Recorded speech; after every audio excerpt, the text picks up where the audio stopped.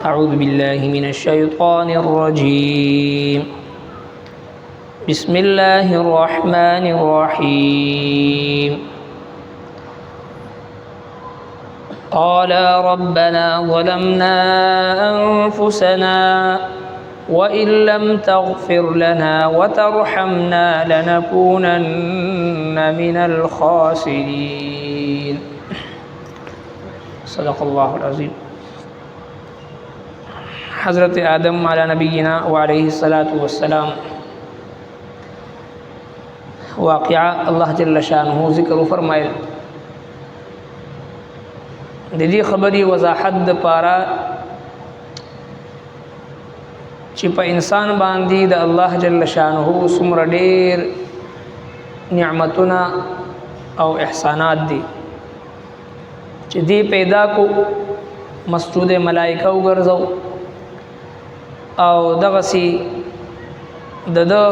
تعظیم او د اکرام نکولو په وجه باندې د الله د حکم نه د انکار په وجه باندې شیطان راندې درگاه شو او بیا الله تبارک وتعالى حضرت آدم علیہ السلام او دغه بیبي حضرت حوا رضی الله عنها ته حکم فرمایل چې تاسو په جنت کې اوسېږئ خو دغه شجره ممنوعه دغه اونې ته من نزدیکېږي.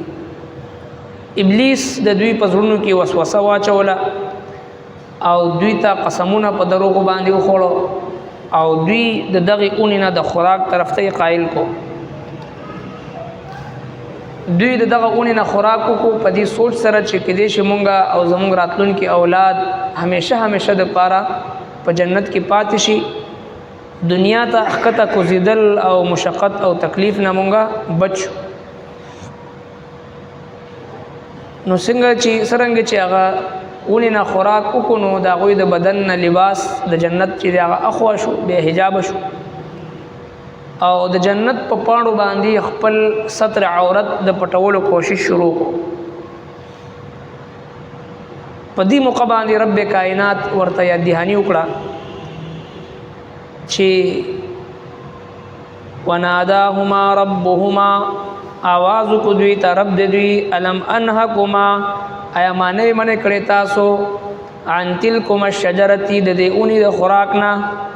دغه اونې نه واقول لكما او نو ویلی ما تاسو ته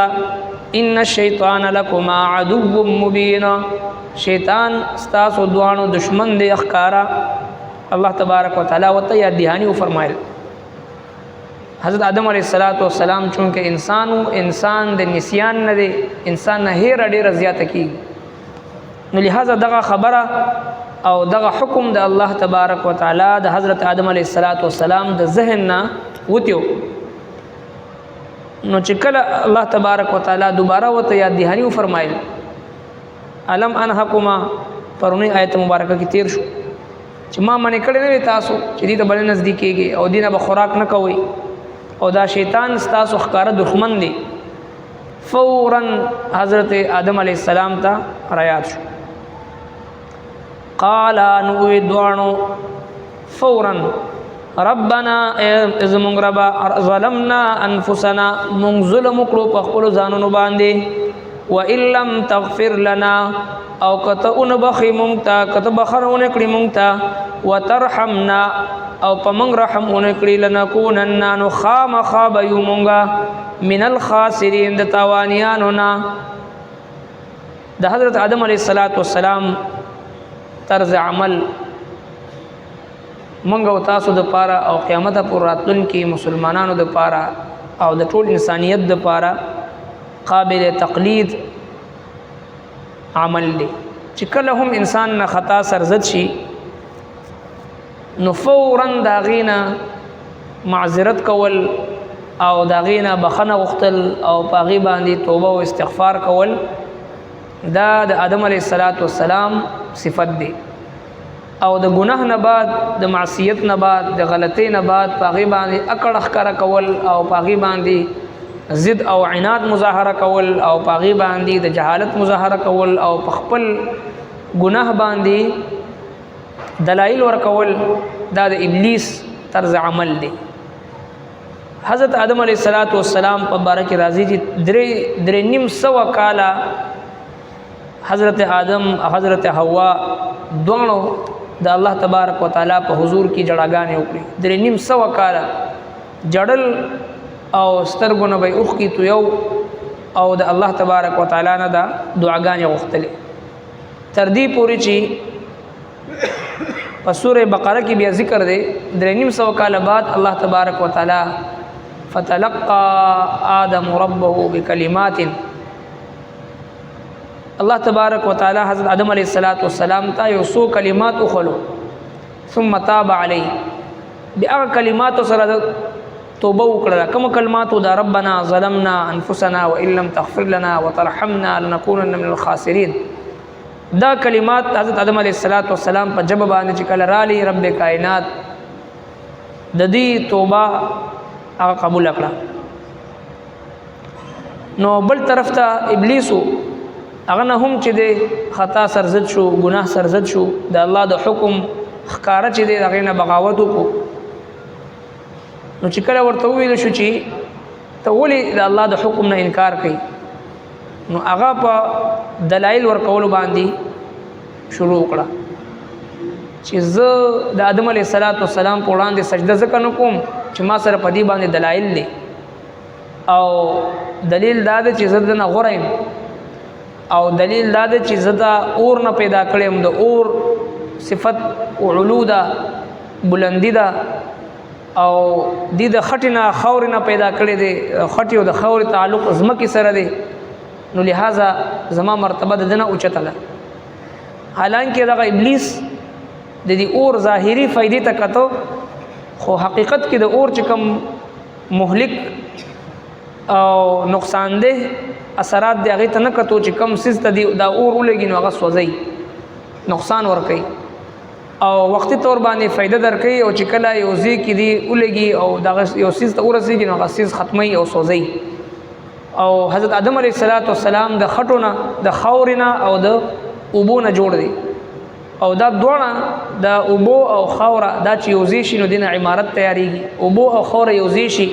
دینه فصلونه تیاریږي، اوبو او خاوره یو ځای شي دینه هر قسمه نعمت جوړیږي. اوبو وجعلنا من الماء كل شيء حي، په دې کائنات کې د هر څیز ژوند الله تبارک وتعالی اوبو سره تړلی دی او د خاورې سره تړلی دی. نو لہذا حضرت آدم علیہ السلام د اوبو او د خاورې نه پیدا دی، د دوانو څیزونو فضیلت د اور نه به هر حال اوچت دی. نو لہذا الله تبارک وتعالی د حضرت آدم علیہ السلام دا خصوصی صفت دا ذکر فرمایل چې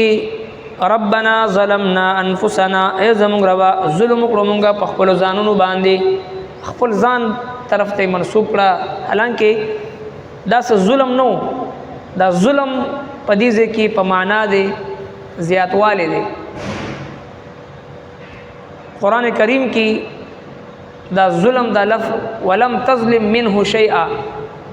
یعنی دی فصل نه هیڅ قسمه کمی مکوه، تظلم دا لفظ راغلی دی د پاره د کمی، نو دا ظلم په معنا د کمی سره هم راځي. او دا ظلم چې کله د شرک په باب کې ذکر شي نو بیا معنا جدا را دی، ان الشرک لظلم عظیم، شرک دا ظلم عظیم دی. نو دا ظلم په مختلفو معناګانو کې قرآن کریم کې ذکر دی، خو یو معنا د کمی دی، فلا تظلم منه شیئا، ته دې فصل نه هیڅ شی کموه ما. نو لہذا آدم علیہ السلام ته چې کوم حکم شي په هغې کې کمی راغی، کوتاهي راغی، نسیان او خطا او لغزش او هیرت وشوه. اگر چې انبیاء کرام معصوم دي، انبیاء کرامو نه ګناه سرزد کېدل دا اگر چې ممکن وي، خو د رب کائنات هغه غیبی مدد او نصرت قوت او طاقت دوی پسې وي چې دوی ګناه ته نه پرېږدي، ځکه ورته معصوم وي. دا زموږ استاسو عقیده ده، انبیاء کرام معصوم عن الخطا وي. کچری انبیاء کرامو طرف ته هم دا نسبت وکړي شي چې هغه نه دا ګناه وشوه نعوذ بالله، نو بیا دین محفوظ نشي پاتې کېدی. لہذا انبیاء کرام معصوم وي، او دا غوی بلنده مرتبه ده چې ربنا ظلمنا انفسنا، خپل ځان طرف ته د ګناه نسبت وکړو. بل طرف ته شیطان دی، شیطان ورته وی الله تبارک وتعالی دی اغویتنی، تا گمراه کړم. د ګناه نسبت، د گمراهۍ نسبت چې دی نعوذ بالله الله تعالی طرف ته وکړه شیطان. چې تا زه ګمراه کړم د دې آدم علیه السلام د وجنه اوس ما ته قیامت پورې مهلت راکړه او آدم علیه السلام د ګناه نسبت الله تبارک وتعالى طرف ته نه کوي بلکې ربنا ظلمنا انفسنا د معذرت خواهانه عاجزی تواضع انکساری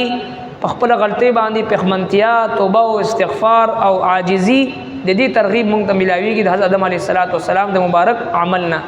نه چې د ګناه نه بعد باغی باندې اکړه ښکارا کول د غلطۍ نه بعد هغه د پر دلایل ور کول دا د شیطان صفت دی د حضرت آدم علیه السلام او دغه د اولاد او د نیکانو خلقو صفت داوی چې کله هم خطا او لغزش او ګناه سرزد شي یا چې د چا څه نقصان وشي داسې معاملات راشي نو پاغي کې عاجزی او تواضع او انکساری ښکارا کول او په خپل غلطۍ باندې خپل غلطي تسلیمول او پاغي باندې معذرت کول دا د آدم علیه السلام صفت دی ربنا تقبل منا إنك أنت السميع العليم وتب علينا إنك أنت التواب الرحيم برحمتك